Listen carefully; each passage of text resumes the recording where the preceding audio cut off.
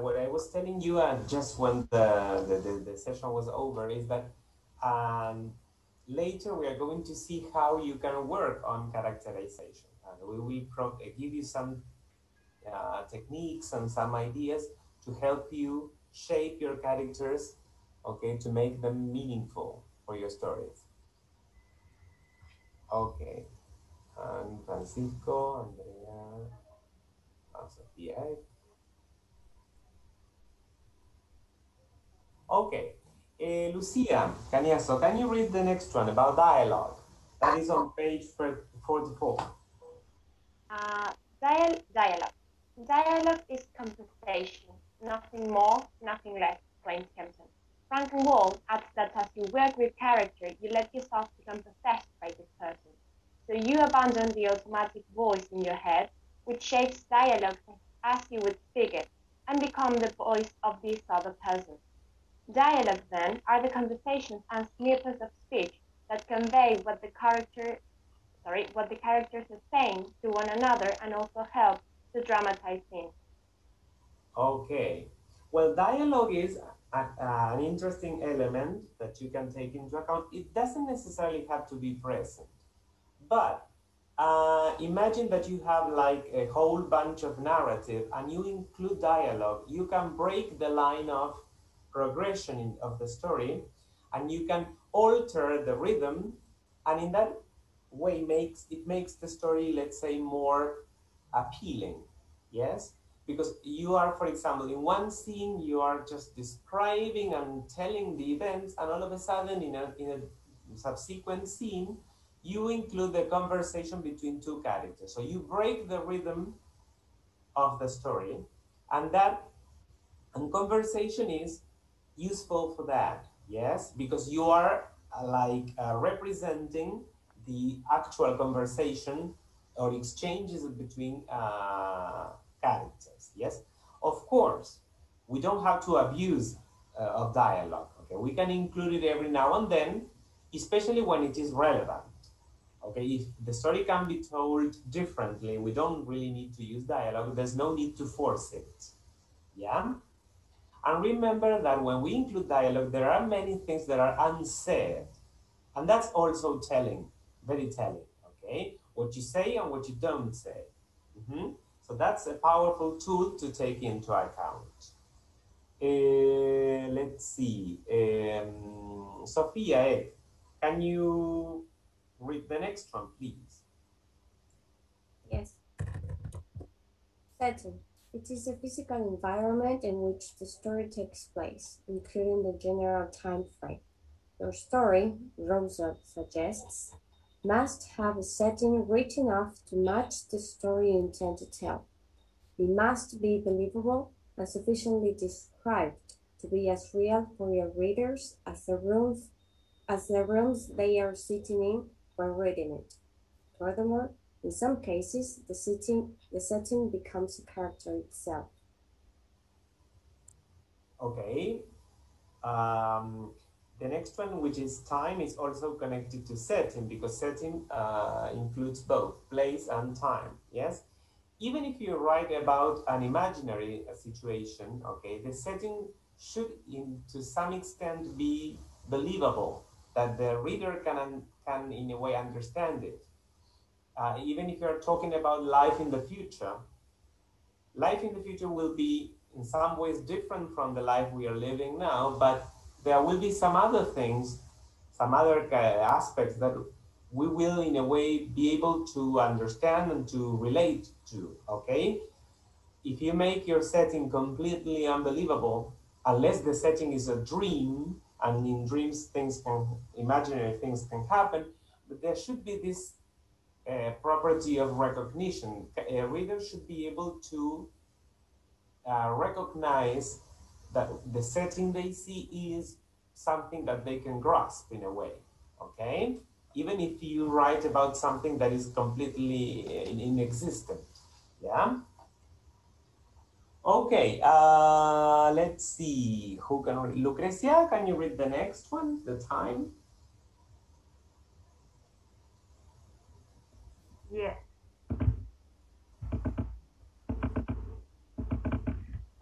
Although place and time are usually put together as two aspects of setting, we are referring here to the specific meaning of fictional time. Fictional time is not real time. Fictional time, like character or setting, is illusory. Flashbacks, jump cuts, flash forwards, slow motions are all resources to present the time's movements in stories, thus helping to create the fictional time. Okay, yes. We know that the story follows a certain progression of events, yes? But if you are familiar, for example, with the story Crónica de una muerte anunciada by Gabriel García Márquez, you will see that the story begins from the end and then goes back to explain why this death was in a way, it was evident, people knew that that was going to happen, okay? Of course, we can adopt that position and we can start telling the story from the end and going back to the beginning, okay? We are just reversing the order in which the story is told. Or, for example, we can start talking about a situation in the present and we need to go back in time to connect the present event with the past situation, okay? And there are certain tools, certain techniques that we can use, like flashbacks or flash forwards, or we can, for example, devote one scene to, let's say, to an expanse of time that is perhaps only 2 minutes, but because we are in a way using slow motion, okay? We are expanding, let's say, one situation that took place in 2 minutes, but that takes the whole scene, okay? Because those 2 minutes were perhaps vital in the story. I don't know. For example, if you want to describe the agony of someone who is about to die because he or she has been shot, and the whole scene is devoted to that. Okay, you are going to stretch time out, okay, because you want to be very descriptive. Yes, that's a possibility. Okay, well, and then we have three other elements which are kind of confusing at times, and that we don't pay that much attention to them, but those are style, voice, and tone. Um, eh, Style, that has to do with the style that you have as a writer, okay? It has to do with the way the story is told, the type of sentences, the structure of the combination of sentences that you use, and that's very personal, okay? For example, if you think of Saramago, he writes in a style that is that he's like all the time making people reflect through irony and sarcasm. Okay, that has to do with the style that he has. Okay, and then voice. It is very closely related to style. Okay, it says that it's another slippery term, and it's akin to style, but it isn't style alone. It's the writer's particular and unmistakable signature on everything he writes.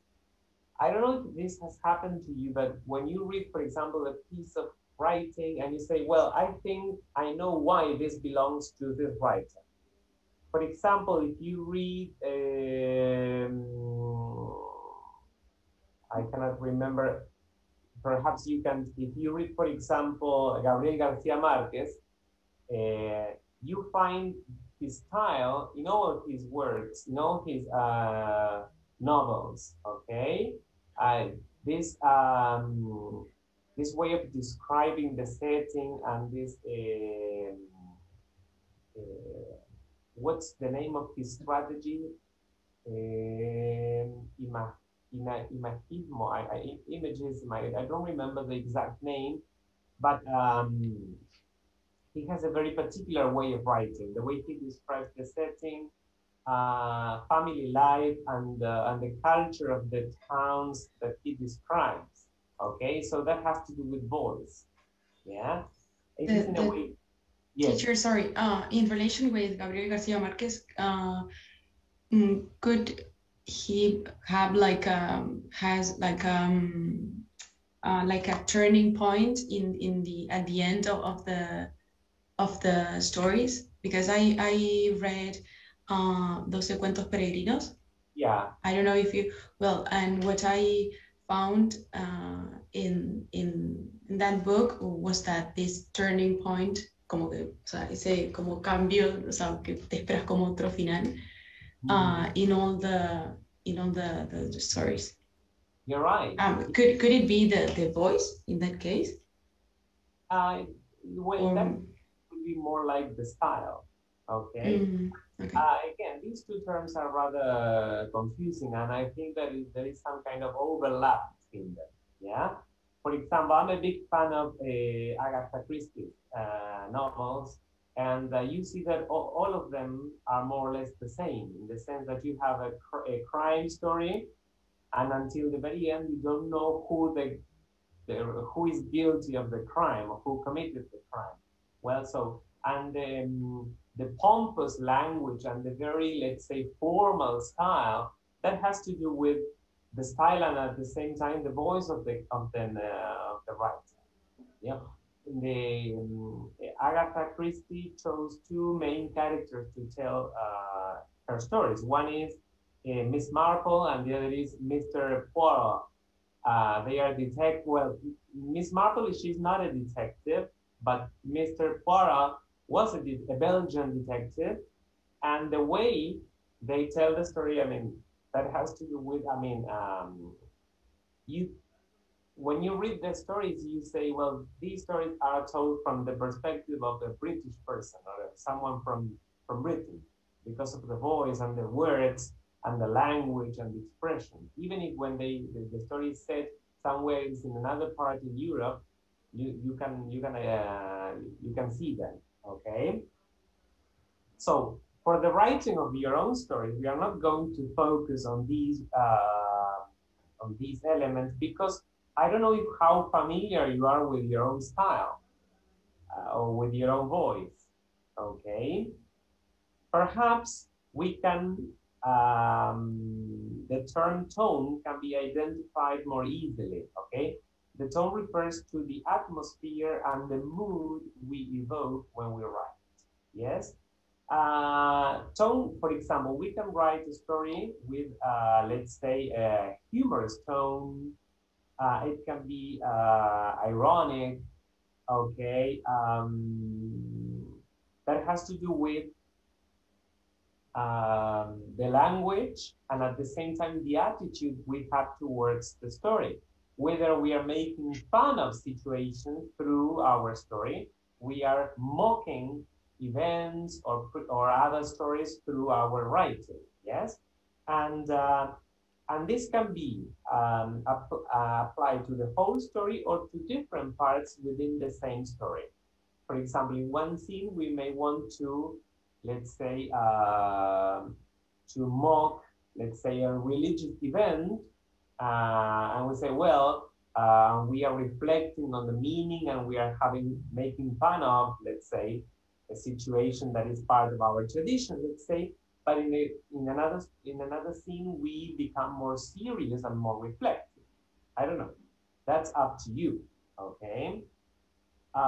You may want to terrify your your readers by telling a story that is creepy, that is full of thrill. I don't know. You want to describe a crime that using a lot of descriptive vocabulary, appealing to the strong emotions, causing repulsion, and at the same time, I don't know. Or you can devote, let's say, one theme to the process of dying, decay, death, becoming, I don't know, old. I don't know. That's up to you. Okay. Then, who can be in charge of this? Ida, can you please read the one about theme? This is, let's say, more tangible to us. Sophia, Yes. what? This term refers to the story's subtext, what the story means beyond the events described on the page. As argued by Vandermeer, theme is a tricky subject, because even if a writer decides to write a story about social injustice or love or death, what accounts on the page is usually more complex and not reducible to slogans or abstract ideas. Thus, figuring out what themes you've been exploring can be useful to decide what themes to emphasize or not, as long as it is considered only in the context of many other concerns. Okay. Well, the theme is like an idea that runs throughout the story, okay? Are you going to write a story about unrequited love? Are you going to write about a story about, let's say, human existence or for example, a betrayal? Are you going to write about loneliness? That will run throughout your story, and it is of course more complex than just one name in your story, one idea, okay? But it will pervade the whole of your story, okay? And you may have only one theme or a set of themes that are interrelated, yes? Perhaps you can choose from the very beginning, well, I want to write about this issue, okay? You may have that issue in mind, and that will be the theme of your story. With the passing of, or throughout the process of writing your story, you may decide to change it. Yes, that's up to you. Okay, well, but these are, let's say, like the key ingredients to your story. We are not going to concentrate on style and voice because they are very difficult to define and to distinguish. And perhaps you have no idea of your own style until you write. Once you start writing, well, for example, I can tell that Francisco has a style because I have already read one of his stories. Yeah, but I don't know about the rest. Okay, and perhaps you are in the process of finding your style, which is okay. Good. So, but yes, we will spend some time working on the other elements, which are very important: characterization, plot, setting, whether you will include dialogue or not, okay, and the tone, okay. Do you want to make your story humorous? Do you want to make your story creepy? Okay, well, that's again part of your decisions. Okay, of course, stories are very important from the very beginning till the very end, but the starting lines of a story are crucial. So here we have a task, and I would like you, which is task 4, I would like you to read the beginning, the starting lines of those stories and connect them and match the names with the writers and the works of literature with the starting lines, okay? So you have like different bubbles there with the first lines, and then you have the names below.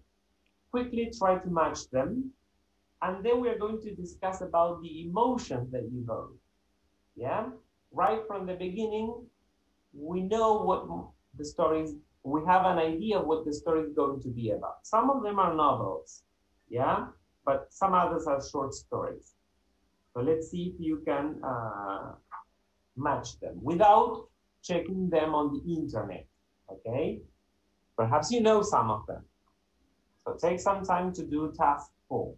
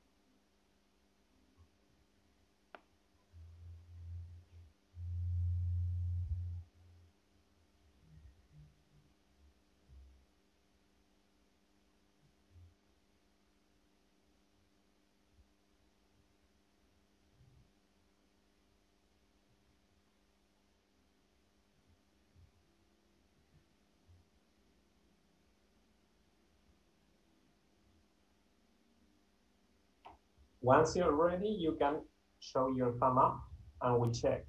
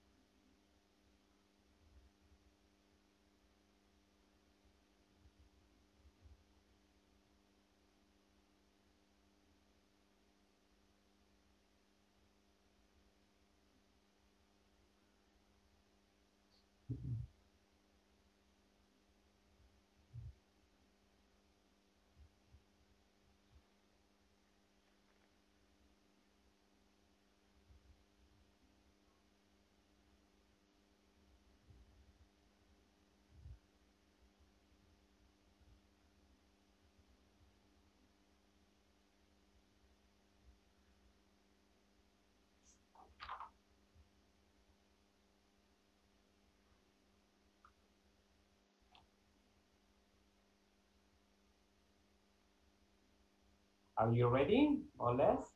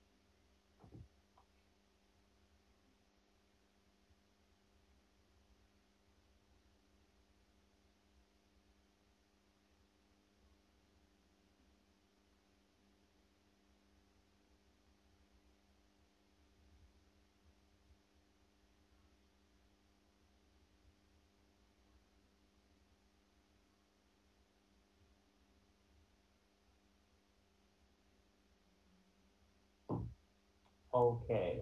Can we check? What do you think? Yes, Jessie? Yes. Yes. Well, let's see. Carola, can you read the first bubble, the one that is on the top corner, left corner? Yes. 1 minute. Immediately on wishing my mother dead and seeing the pain it caused her, I was sorry and cried so many tears that all the earth around me was drenched. Mm-hmm. Those are the first lines of which story? My mother, By Jamaica Kincaid. Yeah, you're Yeah. right. What emotions do they evoke in you? what emotions? Yeah, Pain and sadness, sadness, yes. Mm-hmm. and also maybe like no me sale la palabra. Like it was the narrator's uh, fault that the mother was dead. Okay. I have no idea because I haven't read the story, No, me but neither. it takes me back to those times in which, for example, when we were children and we did something wrong, and our parents told us off, and we wished them dead, and then we say, oh, when we realized about let's say what we were saying, say, oh, I don't want to cause pain to my mother, but perhaps we were so angry at them that we say, I wish you were dead. Okay, it's like, okay, when we played pranks on our parents and we were misbehaved perhaps and we did something wrong, and then we and we were in a way told off. Okay, good. Let's see. Kiara, can you talk today? Are you feeling better? Is your throat better? Yes. Yeah, that's good. Can you read the next one? Yes. Fugu, I don't know if this is the Yeah. pronunciation, is a fish caught off the Pacific shores of Japan. The fish has held a special significance for me ever since my mother died through eating. I'm not sure, but I think it could be a family supper. I don't know. Yeah, you're right. By Kazuo Ishiguro, a Japanese writer. You're right. And the emotion? Yes. Um, I don't think that it is related to pain as the previous one because he just mentioned his mother's death, but I don't really know what emotions could be. Yeah, it's kind of, for me, it's a cold way of Yeah. something. Like, say, Yes. well, the fish is, and then, well, my mother died while she was eating. I don't know what the connection is between the two. Because you have to Yes. complete it. Yes? Okay. Brenda, can you read the next one? Brenda Sepúlveda?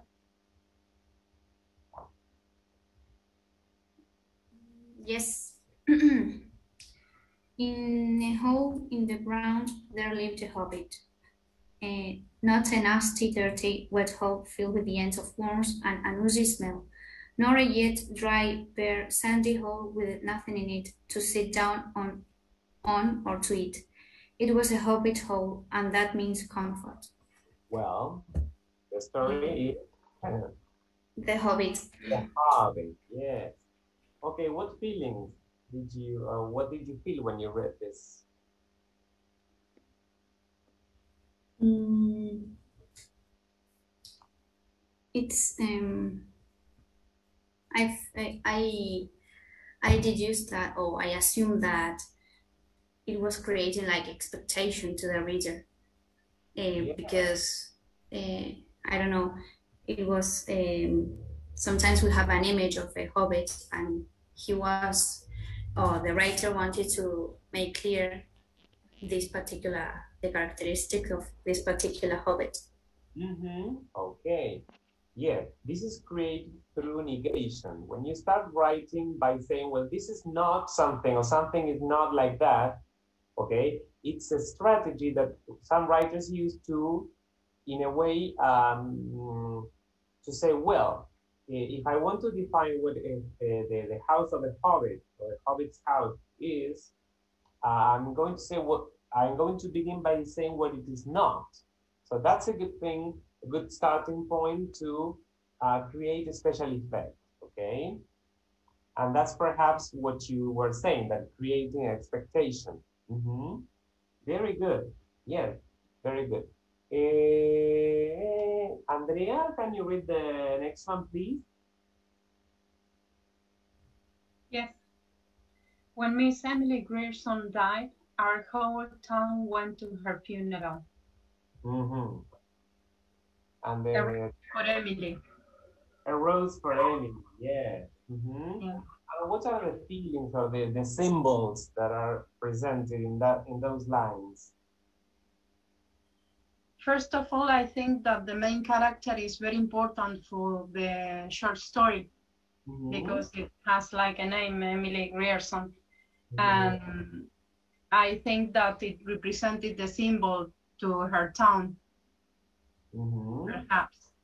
Okay, very interesting. And the symbol of a rose, what's the meaning of a rose?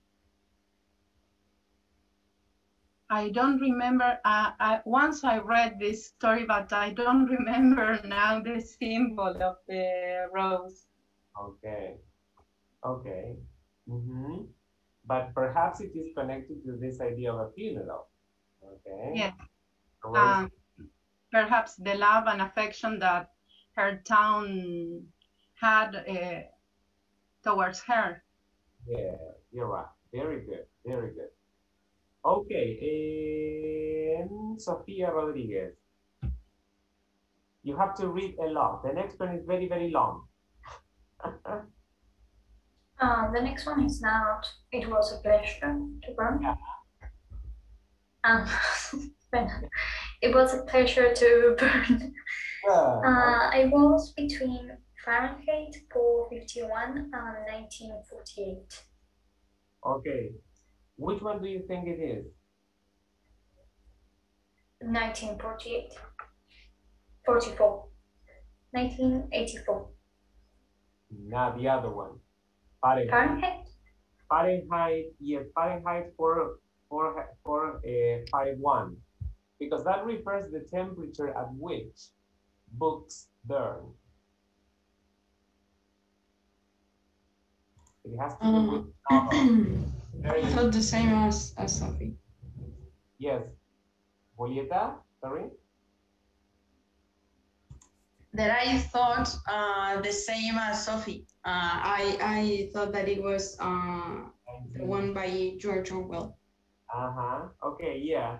Because the style is more or less the same, okay? But in this case, it has to do with the story of when books were burned because they transmitted wrong ideologies, and it has to do with a very terrible period in the history of a country, okay, and it can also apply to our own history, okay. And then we have the next one, Sophia, Simon. Yes. When Gregor Samsa awoke one morning from uneasy dreams, he found himself transformed in his bed into monstrous something. Yeah. And I think that's from Metamorphosis by Franz Kafka. Sorry, how? Metamorphosis. Okay, Metamorphosis. By Franz Kafka. Yeah, very good. The next one, who can read it? Tatiana?